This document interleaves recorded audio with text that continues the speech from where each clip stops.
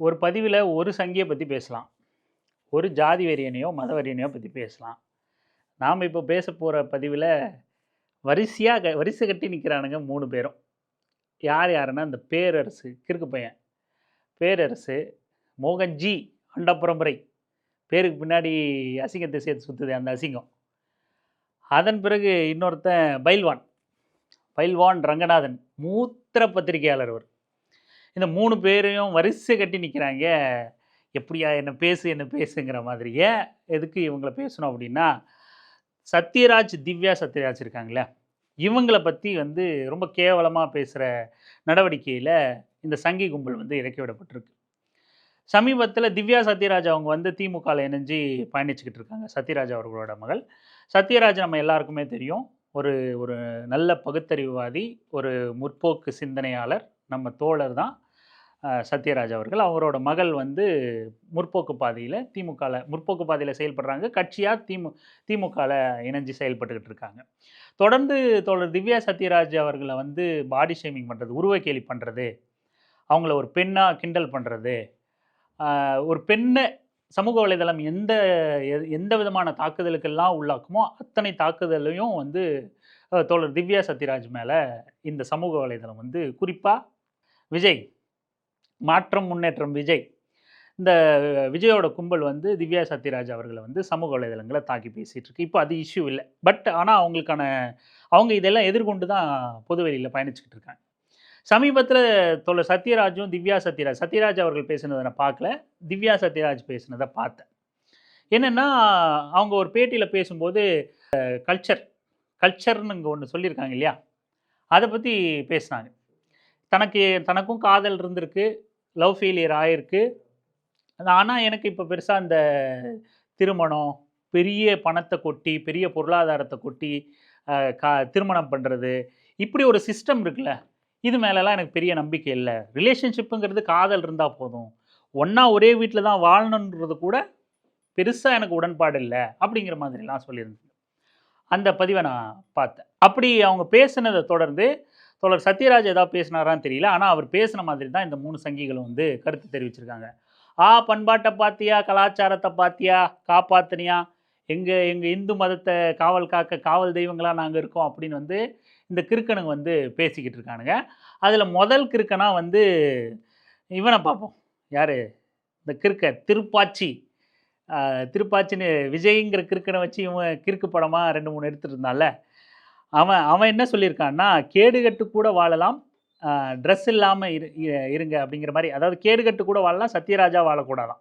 Sathyaraj sir தனிப்பட்ட அவரோட வாழ்க்கையை எப்படி வேணால் வாழலாம், நாம் ஒன்றும் தடுக்க முடியாது. ஆனால் ஒரு விஷயத்தை பொதுவெளியில் சொல்லும்போது பொறுப்போடு சொல்லணும். என்னம்மா மெச்சூர்டாக பேசியிருக்காப்புல இந்த கிறுக்கன், பொறுப்போடு சொல்லணும். நாட்டுக்கும் குடும்பத்துக்கு நல்ல விஷயம் சொல்லணும். கலாச்சாரம் பண்பாடு அவருக்கு இல்லாமல் இருக்கலாம், நீங்கள் எப்படி வேணால் வாழ்ந்துக்கோங்க, ஆனால் இப்படி வாழலாம், கேடுகட்டு வாழலாம், கல்யாணம் ஆகாமல் குழந்தை பெற்றுக்கலாம், கல்யாணம் தேவையில்லை, யார் கூட வேணால் வாழலாம் அப்படிங்கிறத நீங்கள் மக்களுக்கு சொல்லாதீங்க. அப்போ சத்யராஜ் சார் மக்களுக்கு சொல்லக்கூடாது, இவன் ஏதோ சொல்ல வரான் போல், அப்போ இவன் ஏதோ சொல்லிக்கிட்டு இருக்கான் போல். அது தப்பான உதாரணம். பண்பாடு கலாச்சாரம் வேணாம்னா பின்னோக்கி போங்க, காட்டுவாசியாக இருந்துட்டு போங்க, நீங்கள் ட்ரெஸ் இல்லாமல் இருங்க, யார் வேணான்னு சொன்னது அப்படின்னு சொல்லிட்டு சொல்கிறாப்புல. அப்படின்னு சொல்லிட்டு ட்ரெஸ் இல்லாமல் இருங்க. அதாவது இந்த கிறுக்கனோட பார்வையில் சத்யராஜ் அவர்கள் பேசினது நாகரிகத்துக்கு எதிரானது அப்படின்னு சொல்ல வரான். அப்படி நாகரிகம், நீங்கள் நாகரிகத்துக்கு எதிராக பேசுகிறீங்க, நீங்கள் வேணும் பின்னோக்கி போய் காட்டுவாசியாக ட்ரெஸ் இல்லாமல் வாழுங்க அப்படின்னு சொல்ல வரான். எது காட்டு மிராண்டித்தனம், எது காட்டுவாசித்தனம்? யார் பின்னோக்கி போகிறா?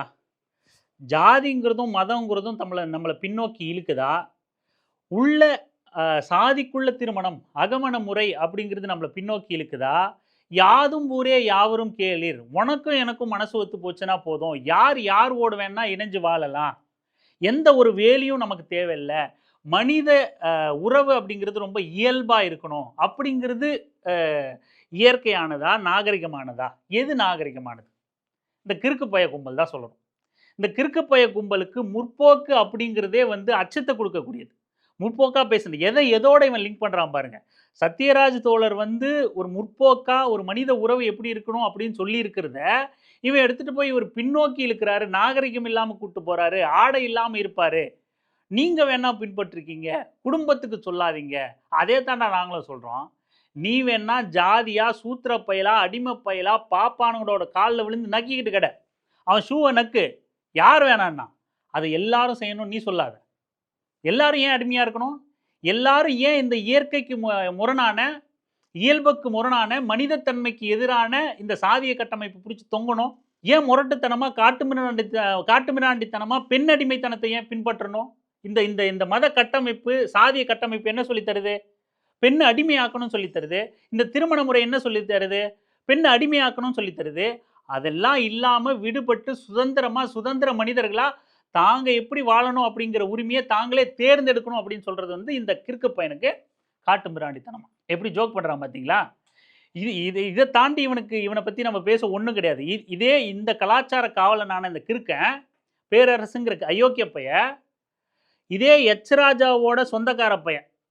எச் ராஜா வந்து அந்த பையனுக்கு வந்து மாமா வேணும். மெடிக்கல் காலேஜில் ஏற்கனவே திருமணமானவன். எச் ராஜாவோட சொந்தமுள்ள அந்த நபர் வந்து மெடிக்கல் ஸ்டூடெண்ட்டாக படிக்கிறான்.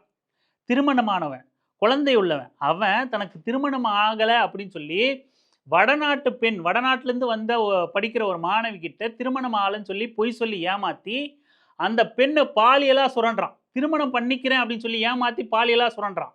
ஒரு கட்டத்தில் உண்மை வெளியே வந்து அந்த பொண்ணு கேட்கும்போது இல்லை டைவர்ஸ் பண்ணிட்டு நான் திருமணம் பண்ணிக்கிறேங்கிறான். அதுக்கும் ப்ரெஷர் பண்ணும்போது அந்த பெண்ணை வந்து பாலியலாக சுரண்டிட்டு அரசியல் செல்வாக்கை பயன்படுத்தி மிரட்டுறான். அப்போ என்ன புடுங்க போச்சு கலாச்சாரமும் பண்பாடும்? கேள்வி கேட்டிய எச் ராஜாவை?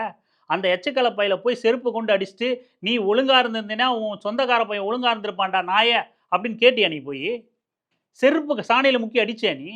இந்த மாதிரியான கிறுக்கன்கள்லாம் வந்து செலக்டிவ் அம்னிஷியா மாதிரி நாம் எங்கே மக்களுக்கான விடுதலையை, சுதந்திரத்தன்மையை, முற்போக்கான சிந்தனையை நம்ம பேசுகிறோமோ அங்கே வந்து கலாச்சாரம் மயிருன்னு பேசுவோம்.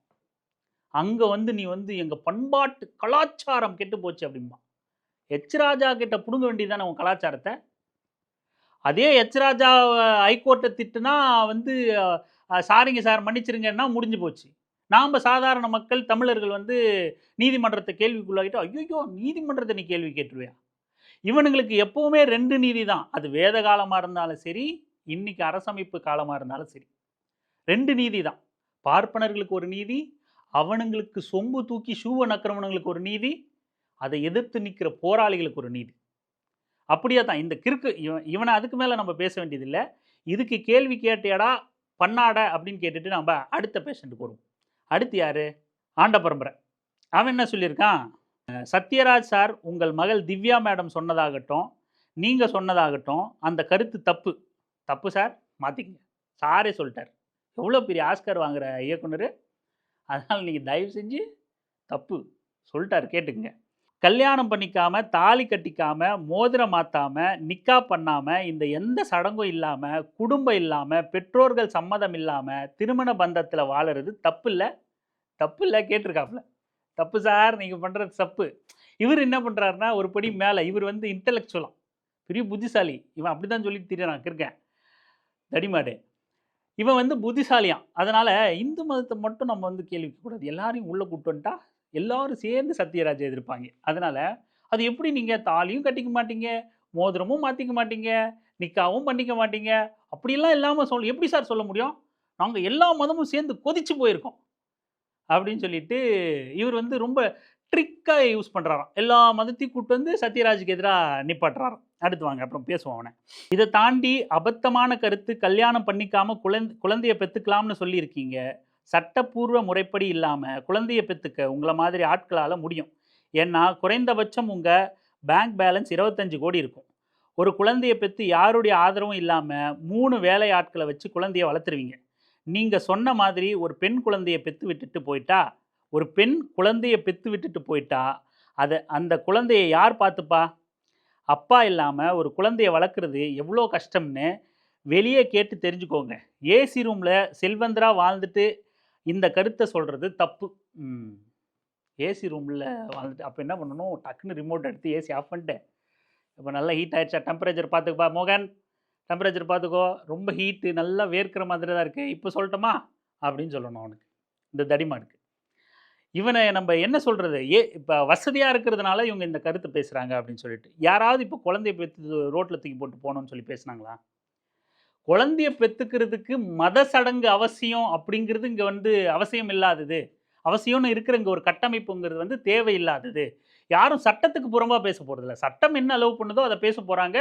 ஒருவேளை சட்டத்தில் பிற்போக்கு சிந்தனைகள் இருக்குது அப்படின்னா இதெல்லாம் மாற்றணும், அரசியல்வாதிகள் இதில் கவனம் செலுத்தணும், இதுக்கான பரிந்துரை செய்யணும் அப்படின்னு சொல்லி பேச போகிறாங்க.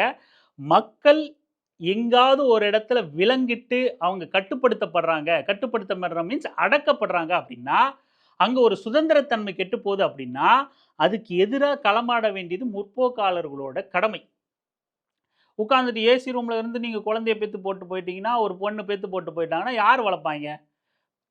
திருமணம் ஆகுதோ இல்லையோ, தாலி கட்டி திருமணம் நடக்கிற அதாவது இந்து சடங்கு முறையோ, மோதிரம் மாற்றிக்கிற முறையோ, நிக்கா பண்ணிக்கிற முறையோ, அல்லது முற்போக்கு சுயமரியாதை திருமணமோ எதுவாக இருந்தாலும் குழந்தைய அவங்களால வளர்க்க முடியும், பார்த்துக்க முடியும், பாதுகாக்க முடியும், தேவையானதை கொடுக்க முடியும்னு அவங்களுக்கு இருந்தால் அவங்க திருமணம் பண்ணி குழந்தை பெற்றுக்க போகிறாங்க. யாராவது குழந்தை பெற்றுக்கணுங்கிற ஒரு ஒரு ஒரு ஆப்ஷன் வரும்போது அதை எப்படி வளர்க்கணுங்கிற திட்டமிடல் அவங்களுக்கு இருக்கும். குழந்தைய என்னமோ இவர்கிட்ட மோகன் தடிமாட்டு பயலே, அறிவு கட்டவனே, நீ தான் ஏமாற்றி சாப்பிட்டுக்கிட்டு இருக்க, ஒரு 10 குழந்தைய பெற்று கொடுத்துறோம் வளர்த்துறான்னு சொல்லி கொடுத்துட்டு போகிறாங்க. என்ன கிறுக்க மாதிரி பேசிக்கிட்டு இருக்க நீ? இவன் கிறுக்கன் தான், அது வேறு விஷயம். சாதி வெறி பிடித்து மனநிலையில் அதாவது பாட்டாளி மக்கள் கட்சியை வச்சு வாழ்ந்துக்கிட்டு இருக்கான். பஞ்சாமிரதம் ஞாபகம் இருக்கா அவனுக்கு? அதான் பஞ்சாமிரதம் கொடுத்துட்டாங்க நீ எல்லாருக்கும், அப்புறம் எப்படி குழந்தை பெற்றுப்பாங்க? எல்லாருக்கும் தான் பஞ்சாமிரதம் பழனி கோயிலேருந்து கொடுத்துட்டாங்க இல்லை, இந்துக்கள் மக்கள் தொகையை கட்டுப்படுத்துகிறாங்க அப்படின்னு சொல்லிட்டு எந்தவித அடிப்படை புரிதலும் ஆதாரமும் இல்லாமல் பேசணும்ல. இப்போ எப்படி குழந்தை பெற்றுக்கிறத பற்றி நீ கவலைப்படுற? விட்டுட்டு போயிட்டா ஐயோ யார் பார்த்துப்பா அப்படிங்கிற. இந்த மாதிரியான நபர்கள் ஆர்எஸ்எஸ் மாதிரியான மத பயங்கரவாத அமைப்பு கிட்ட பொறுக்கி தின்றதுக்கான வேலை தான் இவனுங்க கிட்டே தவிர வேறு ஒன்றும் கிடையாது. இவன் இப்போ இந்த மோகனை எடுத்துங்க, ஏன் அவன் அந்த கிறுக்கன் யாரவன் பேரரசு, அவனை எடுத்துக்க, இன்றைக்கி அவனுங்களை மதிக்க 10 பைசாக்கு மதிக்க ஆள் கிடையாது, திறமை இல்லை. அந்த அன்னைக்குள்ள ஆடியன்ஸுக்கு ஏதோ ஏமாற்றி திரைப்படம் எடுத்து 2 பஞ்ச் டயலாக் பேசி வசூல் பண்ணிட்டு போயிட்டானுங்க. இன்றைக்கி அவ்வளவு நல்ல கலைஞர்கள் வந்து மக்கள் மொழியில் மக்களுக்கான பிரச்சனைகளை மையப்படுத்தி திரைப்படங்கள் எடுக்கிறாங்க. இந்த இடத்துல இவனுங்களால் வந்து சமாளிக்க முடியல, சர்வை பண்ண முடியல. இவனுங்க கிட்ட இருக்கிற அந்த சிந்தனை, குறுகிய குண்டுச்சட்டி சிந்தனை அப்படிங்கிறது வந்து அது வந்து திரைமொழியில் வந்து ஒர்க் அவுட் ஆகலை. அப்போ ஏதோ ஒரு மதத்தை வந்து தூண்டி விட்டோ, நான் இந்துடாங்கிறது, நம்ம திரௌபதிடாங்கிறது, நாங்கள் எங்கள் வரலாற்றை பேசுகிறோம் அப்படின்னு சொல்லிட்டு சாதி குப்பையையும் மத குப்பையும் படம் எடுத்து வச்சுட்டு அதன் மூலமாக வியாபாரம் பார்க்குறவனுங்க, அவனுங்க கிட்டேருந்து பொறுக்கி திங்கிறவனுங்க இந்த மாதிரியான கருத்தை தான் சொல்ல முடியும். இது ஏதோ மக்களுக்கான ஐயோ மக்களுக்கு எதிரான ஏதோ கருத்து சொல்லிட்டாங்க, அதுக்கு முதலாளாக வந்து நிற்கிறாங்க இந்த தடிமாட்டு பையன் அப்படின்லாம் நீங்கள் நினைக்க தேவையில்லை. பொறுக்கி திங்கிறதுக்கான ஒரு வழியில் அந்த காசு வாங்குறான் இல்லையா, அதுக்கு ஏதாவது வேலை செய்யணும். முதலாளி நானும் இருக்கேன் பாருங்கள், இங்கே பாருங்கள் ஏதாவது வந்தால் நான் கருத்து சொல்லிக்கிட்டே இருக்கேன் பாருங்கள் முதலாளி, கொஞ்சம் பார்த்துங்க முதலாளி அப்படின்னே ஆர்எஸ்எஸ்காரங்கிட்ட பொறுக்கி திங்கிறது, எச் ராஜா மாதிரியான ஆட்கள்கிட்ட பொறுக்கி திங்கிறது. இப்போ இந்த பேரரசுக்கிட்ட கேட்டோம்ல, எச் ராஜா கிட்ட போய் நீ கேட்டேடா நாயே அப்படின்னு கேட்டோம்ல, இந்த நாயே பொள்ளாச்சி விஷயத்தையே நாடக காதல் இல்லைன்னு சொன்னவன் தான் நாய். நாடக காதல் பற்றி படம் எடுக்கிறேன்னு புடுங்குறேன்னு பேசுகிற அந்த நாய், பொள்ளாச்சி மேட்டர் நான் வந்து நாடக காதலாக பார்க்கலங்க, அப்புறம் நான் மயிரா பார்ப்பனி. பணத்துக்காக பெண்களை வீடியோ எடுத்து ஆபாசமாக பண்ணி நூற்றுக்கணக்கான பெண்களை நாசப்படுத்தியிருக்கான். இதை நாடக காதலாக தெரியாதவனுக்கு வேற எதிராக 2 பேரும் இயல்பாக காதலிச்சுக்கிறது நாடக காதலாக தெரியுதுன்னா நீ யாரா நாய? நீ யார்? நீ அடுத்து இன்னொருத்தனுக்கு வருவோம், புரோக்கர் பைல்வான். இவன் புரோக்கர் தான், அவன் புரோக்கர் தான் சொல்கிற. அவனுங்களாவது சாதி வெறியன் மத வெறியன்னு சொல்லணும், இவன் அதை விட ஒரு படி மேலே மீடியா புரோக்கர்னு வேணால் சொல்லலாம், வேறு ஏதாவது நினச்சிக்க வேண்டாம், மனசு பிராண்டும்ல, அதுக்காக நான் கொஞ்சம் ஷார்ப் பண்ணி சொல்லிடுறேன். இவன் என்ன சொல்லியிருக்கான்னா, புல்லு புடுங்க போச்சா அப்படின்னு கேட்டிருக்காப்புல. என்னது, திவ்யா சத்யராஜ் ஊட்டச்சத்து நிபுணருக்கு படிச்சிருக்காங்கன்னு சொல்கிறாங்க, ஆனால் அவங்க பேசுனதை பார்த்தா மனநோயாளி மாதிரி தெரியுது. தமிழ் பண்பாட்டுக்கு விரோதமாக சொல்லியிருக்காங்க. என்ன பேச்சு பேசுகிறாங்க. சத்யராஜுக்கு கல்யாணம் எப்படி நடந்துச்சு தெரியுமா? வைதிகப்படி நடந்துச்சு. அவரோட பையன் சிபிராஜுக்கு வைதிகப்படி நடந்துச்சு. அப்போல்லாம் உங்கள் நாத்திகம் எங்கே போச்சு? புல்லு பிடுங்க போச்சா? அப்போது அந்த அறிவு என்ன ஆச்சு? அப்படின்னு நாக்கு பிடிங்கிற மாதிரி கேட்டுருக்காங்க. புரோக்கரில் நாலேஜ் இருக்கும்ல, பல இடங்களில் வாய் வைக்கிறார்ல, அப்போ அந்த திறமை இருந்தால் தானே முடியும். அதனால் நாக்க பிடுங்குற மாதிரி கேட்டாப்புல. மூத்த பத்திரிகையாளர். அதனால் கேட்டாப்புல. சத்யராஜுக்கு மத சடங்குப்படி திருமணம் நடந்துச்சா இல்லைன்னா அதை பற்றி நம்ம ரிசர்ச் பண்ணல. மேபி நடந்ததாகவே வச்சுப்போம். ஆனால் சத்யராஜ் இப்போ என்னவா வாழ்கிறார், அதுதான் நமக்கு முக்கியம். இப்போ பர்சனலாக நம்மளை எடுத்துங்களேன். என்னோட குடும்ப பின்னணி எல்லாமே வந்து ஒரு மதத்துக்குள்ளேயோ சாதிக்குள்ளேயோ தான் இருக்குது. ஆனால் தவறுன்னு உணர்ந்த பட்சத்தில் வெளியே வரணுமா, மக்கள் ஒடுக்குமுறைக்கு எதிராக பேசணுமா, ஒரு தவறை கண்டித்து பேசணுமா, சாதிக்கு எதிராக பேசணுமா, அது நான் ஏற்கனவே என் குடும்பமும் அந்த மாதிரி இருந்தால் தான் நான் பேசணுமா என்ன? இல்லைப்பா, நீ வந்து முற்போக்காளனா, சாதி மறுப்பாளனா, மதத்தை கடந்து பேசக்கூடியவனா மாறணும்னா உன்னோட குவாலிஃபிகேஷன் நீட் வைக்கிற மாதிரி நாங்கள் உங்களுக்கு தேர்வு வைப்போம். உங்கள் அப்பா அம்மா படிச்சிருக்கணும், உங்கள் அப்பா அம்மா முற்போக்குவாதியாக இருந்திருக்கணும், அவங்களுக்கு பெரியார் தெரியணும், மார்க்ஸ் தெரியணும், அம்பேத்கர் தெரியணும், அவங்களுக்கு அதுலேருந்து கொஷின்லாம் கேட்போம். அவங்க அதில் பாஸ் பண்ணால் தான் உனக்கு அடுத்த எக்ஸாமே வைப்போம். அதுக்கப்புறம் நீ பாஸ் பண்ணேன்னா உன்னை நாங்கள் அங்கீகரிப்போம் முற்போக்காளர்னு. அப்படின்னு நான் பண்ண முடியும்? யாருக்கு எப்போ எது சரின்னு படுதோ விட்டு கடாசிட்டு வெளியே வரலாம், அவ்வளோதான். சத்யராஜோட கடந்த காலம் மதத்துக்கானதாக இருந்திருக்கலாம், சாதிக்குள்ளே இருந்திருக்கலாம், சடங்குக்குள்ளே இருந்திருக்கலாம், அவர் திருமணம் வரைக்கும் அப்படி இருந்திருக்கலாம். இன்னைக்கு அவர் யாருக்காக பேசுகிறார், என்ன அரசியலை பேசுகிறாருங்கிறது தான் முக்கியம். சிபிராஜ் இன்னைக்கு தன்னை அப்படியான ஒரு முற்போக்கு அரசியலா இல்லை முற்போக்கு நபரா, தன் தந்தை முற்போக்காளராக இருந்தாலும் மகனும் அப்படியே இருக்கணும் அதில் இருந்திருக்கணுங்கிற அவசியம் கிடையாது. அவருக்குன்னு ஒரு தனிப்பட்ட வாழ்க்கை இருக்குது, அவரோட தனிப்பட்ட அனுபவங்கள் இருக்குது, அவர் சந்திக்கிற நபர்கள் இருக்குது, அவரோட வாழ்க்கையோட இன்ப துன்பங்கள், அவரோட வெற்றி தோல்விகள் இருக்குது. அது அவரோட வாழ்க்கையை ஒரு பாதையை தேர்வு செய்ய வைக்கும். சத்யராஜோட பிள்ளைகளான சிபிராஜும் திவ்யா சத்யராஜுக்கும் அவ்வளோ வித்தியாசம். 2 பேரோட பாதையும் வெவ்வேறா இருக்கு. மேம்போக்கா அரசியல் எடுத்துக்கிட்டாலும் கூட சிபிராஜ் விஜயோட ஆதரவு நிலைப்பாட்டில் இருக்கார். விஜய்க்கு ஆதரவாக பேசுகிறார், வீடியோ வெளியிடுறார். ஏதோ சம்திங் வீடியோலாம் எடிட் பண்ணி போட்டிருந்தார். திவ்யா சத்யராஜ் அப்படியே நேர் எதிராக இருக்காங்க. முற்போக்கு அரசியல், மக்கள் நலன் அரசியல், திமுக சார்ந்து இயங்குற அரசியல் அப்படின்னு சொல்லிட்டு அவங்க இருக்காங்க. அதுக்கு நம்ம போட்டு நீ சத்யராஜுக்கு பிள்ளையா பிறந்துட்ட, அவர் என்ன மென்டாலிட்டி அப்படி தான் இருக்கணும்லாம் நம்ம சொல்ல முடியாது. ஒரு கட்டத்துக்கு மேலே பிள்ளைகளை நம்ம வந்து நெருக்க முடியாது. அதுக்குன்னு போயிட்டு நீ சத்யராஜ் என்ன கல்யாணம் பண்ணாரு, சிபி சத்யராஜ் என்ன கல்யாணம் பண்ணாரு அப்படின்னு சொல்லிட்டு, அதே சத்யராஜோட மகள் தானே திவ்யா. தேவைன்னா சிபிராஜோட விஷயங்களை எடுத்துப்பேன், உனக்கு தேவைன்னா எதிர்க்கிறதுக்கு மட்டும் திவ்யா சத்யராஜோட கருத்துக்களை எடுத்துப்பியா? அவங்களோட தனிப்பட்ட நபர்களோட கருத்து சுதந்திரம் அது. அந்த கருத்து சுதந்திரம் யாருக்காக இயங்குது அப்படிங்கிறது தான் இங்கே முக்கியம். தோழர் சத்யராஜும் இந்த சமூகத்துக்கான நபரா, முற்போக்குக்கான நபரா, இந்த சாதிய கட்டமைப்புக்கு எதிரான நபராக இயங்குறாரு. அவர் வழியில் சிபிராஜ் இயங்காமல் போயிருக்கலாம், ஆனால் திவ்யா சத்யராஜ் இயங்குறாங்க, வரவேற்கிறோம். ஒரு பெண்ணாக இருந்து பொது தளத்தில் இந்த மாதிரி இயங்குறத வரவேற்கிறோம். சங்கிகள்லாம் ஒரு லெஃப்ட் ஹேண்டில் திவ்யா சத்யராஜுக்கு, தோழர் சத்யராஜுக்கு தெரியும். ஆனால் திவ்யா சத்யராஜுக்கு நம்ம சார்பாக என்ன சொல்கிறோன்னா, முற்போக்கு தளம் வந்து உங்களுக்கு என்றும் ஆதரவாக தான் இருக்கும், அரசியல் வெங்காயம் என்றும் உங்களுக்கு துணை நிற்கும். தாராளமாக இந்த மாதிரி கிறுக்கு பசங்களை, தத்தி மாடுங்களை, அறவேக்காட்டு நபர்களை, புரோக்கர் பசங்களை எல்லாம் ஒரு பொருட்படுத்தாமல், கமெண்ட்டில் வந்து யார் என்னன்னே தெரியாமல் வந்து கதறிட்டு போகிறவனெல்லாம் பொருட்படுத்தாமல், தொடர்ந்து வந்து ஒரு பெண்ணாக இருக்கிறவங்க பொதுவெளிக்கு வர வேண்டியது எவ்வளோ அவசியமான ஒரு அரசியல் அப்படிங்கிறது புரிஞ்சுக்கிட்டு நீங்கள் துணிச்சலாக பயணிக்கணும்னு நினைக்கிறோம். இந்த கிறுக்கு பசங்களெல்லாம் நம்ம வந்து பொருட்படுத்த தேவையில்லை. தேவையான நேரங்களில் அரசியல் வெங்காயம் இந்த மாதிரியான கிறுக்கு பசங்களுக்கு எதிராக நிற்கும். நன்றி.